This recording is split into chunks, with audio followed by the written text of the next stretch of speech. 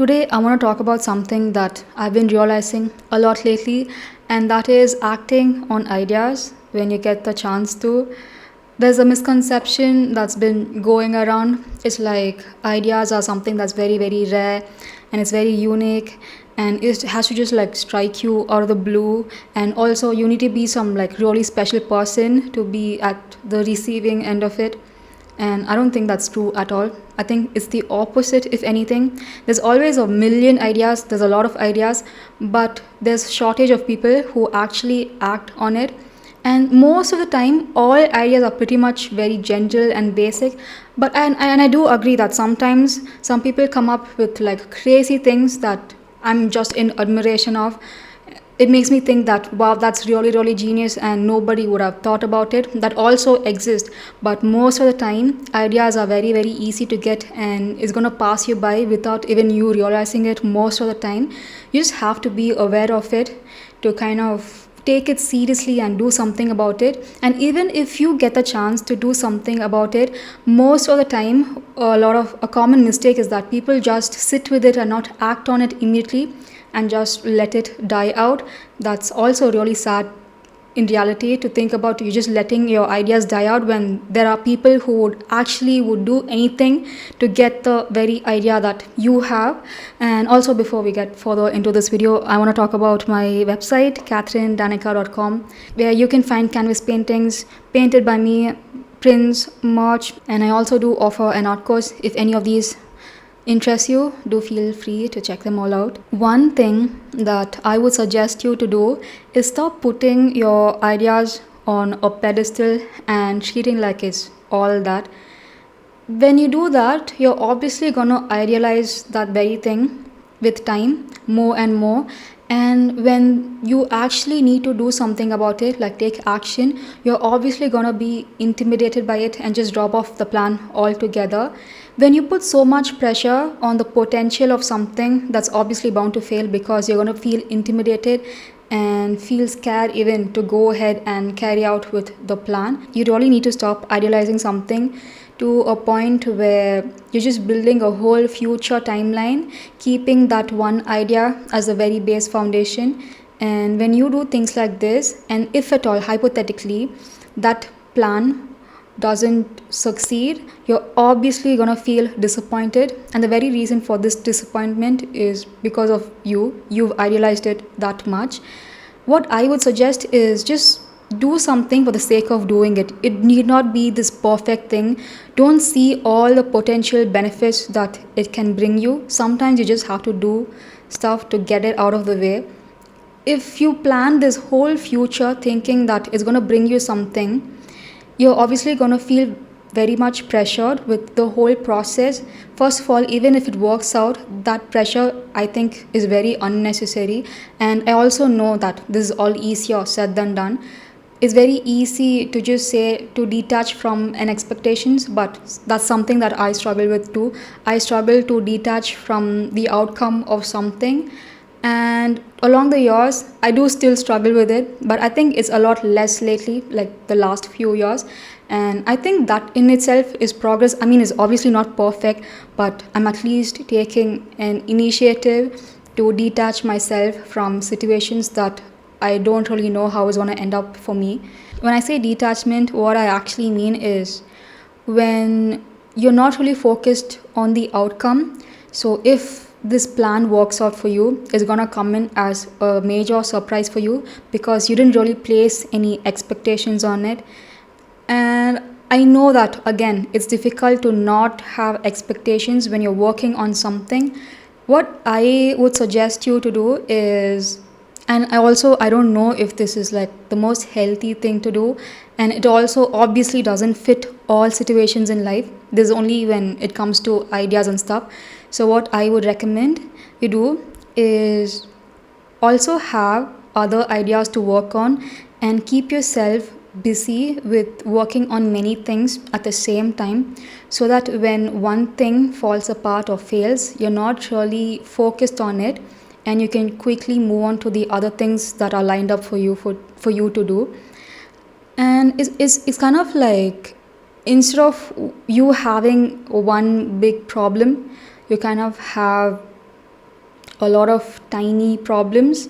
So when you're focused on something, it's not like you're laser focused on it. Your focus on attention is kind of divided among everything that you have to do on your to-do list. So it's kind of like you are running out of shits to give. It's not that you don't care, it's that you can't care anymore because you have a lot to do and you're occupied with a lot of things. When you don't even have time to care about something, you obviously won't have time to idealize a situation to a point where you're going to feel overwhelmed by it and back off before something even happens out of it. So it's kind of like a win-win situation because you have all these ideas that you want to do, and something or the other is bound to work out eventually. So you're not laser focused on something, but also you're doing something at the same time, which is beneficial in my opinion. Now, if you're wondering, how do I even get so many ideas for me to kind of divide all of my attention? I think you will, of course, get a lot of ideas when you build a habit of immediately acting on all your ideas.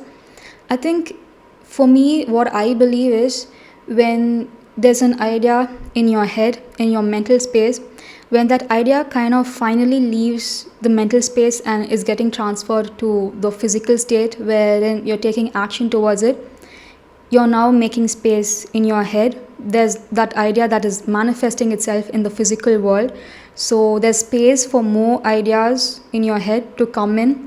You kind of need to create a flow state in your head where ideas are just coming one after the other, and you are just like taking action with everything and are like continuously making space for it.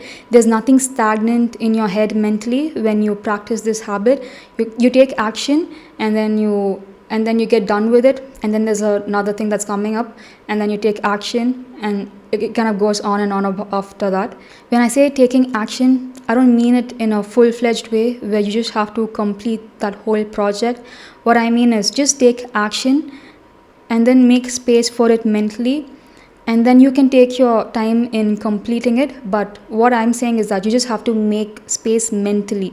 So it is okay if you haven't figured it out all yet, but just go with the flow and just start it out. That's what I'm saying, just start it, and whatever happens will happen out of it. You don't have to be worried about the future outcome, and don't plan 10 steps ahead. Just take the initial baby steps in the physical world, and I think that'll kind of create this flow state where you're constantly acting on everything that you're getting ideas about. I kind of see it as a reward. If you build the habit and become a person who takes immediate actions on all their ideas, you're rewarded by getting in more ideas because you have become that person who doesn't wait for the perfect time, and you're quick to act on things. So you're bound to get a lot of ideas more than a normal person. And something else that I also believe to be very, very true is, when they say you kind of have to talk about your emotions to feel free and let things off out of your chest. And I think it's the same way, like in your headspace, in your mental space, where you have to let things go. When you let things go, which means that you have to act out on your ideas, you're decluttering your headspace and making more room for new things to come in. I always believe that you have to make room for new things to come in, and this applies mentally as well. When an idea is stagnating in your mind, when you're just keeping it safe without acting on it, just know that you are not the only person who has that idea. There are probably a lot of people with the very, very same exact idea, and when they act on it first, you just have to kind of witness them reaping the benefits of your idea, which you had initially, maybe even before them. So the world kind of sadly doesn't wait for anyone. If you don't act on your ideas, somebody else will. You took your idea for granted, you sat on it, didn't do anything about it. So somebody else had to act on it, where you are not a part of that initial idea anymore, and it's totally all about somebody else. And we all know the first to do it is the original, and nothing ever beats the original. When I say ideas, I don't just mean like in a grand way where that has to be like really life changing and extreme. It can be very very gentle random thoughts, even that counts as ideas. It Not everything has to be like perfect and impactful and productive. Even if you get like tiny nudges here and there, just act on it for the fun of it. It need not be an extreme case where it'll change your life forever. Even the tiny things that comes to your mind comes to you for a reason, so might as well just act on it and see how it goes. There really is no point regretting about not doing something when you finally see somebody else doing the very very same exact thing that you had planned for yourself. This is something that I had to deal with like for like the longest time. I would have something in my mind planned for myself to do, but for some reason I just didn't get myself to do it. And then I would see people doing the very very very same exact thing that I wanted to do. Just this other day I was like on Insta, and I was watching a reel where the guy did the very very same exact thing that I wanted to do, even down to the details.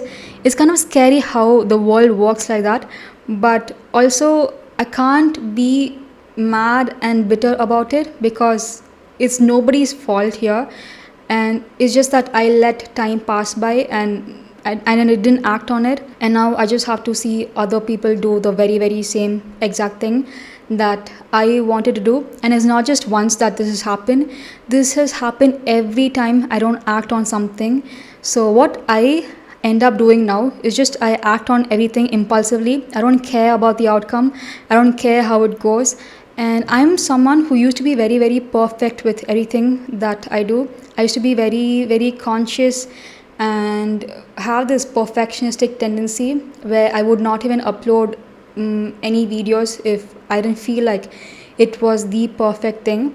And lately I think I've become someone who doesn't really care about stuff like that. I don't care about the lighting fluctuation. I don't care about the battery not being fully charged before I film. I don't care about messy audio. I just do it for the sake of it, and I just want to be done with it. I feel like when I don't do something and I procrastinate on it, it kind of makes me feel restless a little bit because I'm holding on to it and not acting on it. So when I do something and I'm just like really really done with it, it's like a huge relief. And doing things impulsively is very much worth the relief that comes after it. And that's the reason why you even might feel like some of my videos feel like it's rushed and it's just like really impromptu, because that's actually exactly what I was feeling at that time. It was rushed, it was like impulsive, and the main point is I just wanted to get it done fully and I just want to be done with it. And that's like the core reason why I do things. And another reason why I do it is because I don't want to feel like a copycat when I procrastinate on something and somebody had already done it before I did it.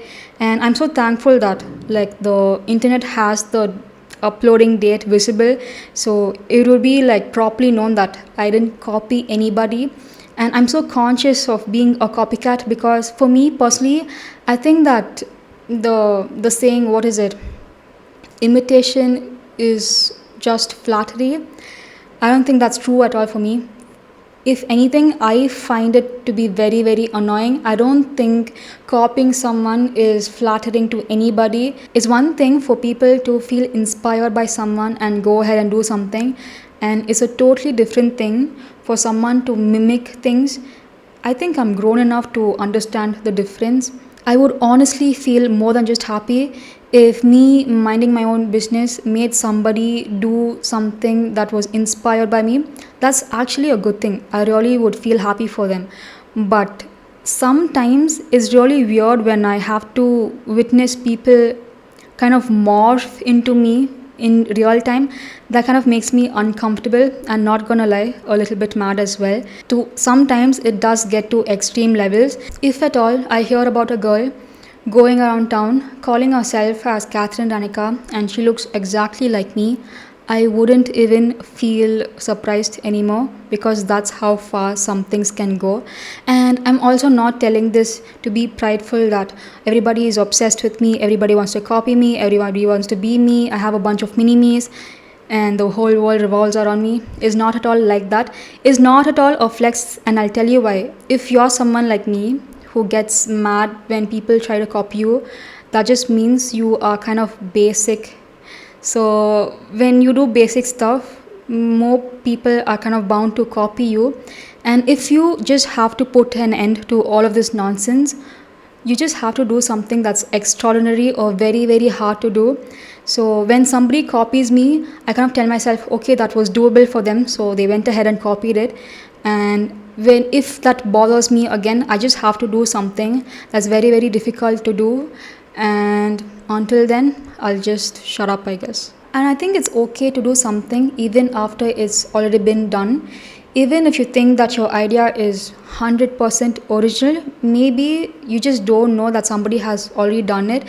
And I think that's fine, because when you do something that's already been done, you will, at the end of the day, you will have your own unique essence to it.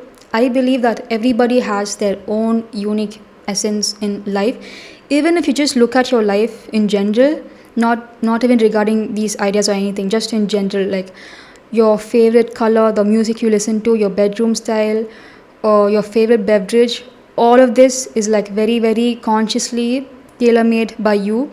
And the same way, when you do something, you will obviously have your own signature style to it. And even if you think that your signature style is pretty shit, is still your shitty signature style. So that shouldn't stop you from going ahead and acting on your ideas. Even if it's not 100% original, just do your own thing with it. And at the end, hopefully, it maybe like get you a different, unique outcome. And I also believe that nothing ever, like mentally, transfers exactly in the physical form, like exactly how you envisioned it. And you can't even predict what's about to come. So it's okay if people have tried it before, as long as you do it in your own unique way. I think you're good to go. And this is all I have to say for today. Thank you for watching, and I will see you in another one.